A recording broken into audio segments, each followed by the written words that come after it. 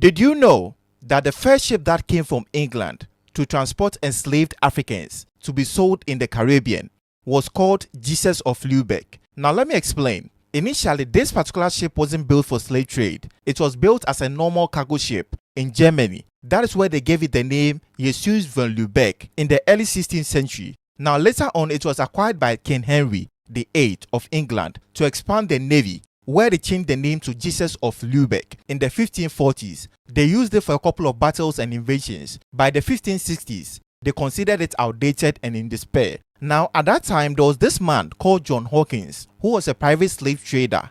He had already been to Sierra Leone already, where together with other merchants, they captured about 300 Africans and sold them in the Caribbean for sugar and pearls. Now, upon returning to England and looking at how prosperous he had become, he managed to convince Queen Elizabeth I to invest in the next voyage to Africa. Looking at what he had gained from the first one, she decided to support him as a partner. And that is why she gave him this particular ship called the Jesus of Lubeck. On the second voyage to West Africa, this time he captured twice the number, some of them through trade and others by kidnapping them and sold them in the Caribbean. On his last voyage in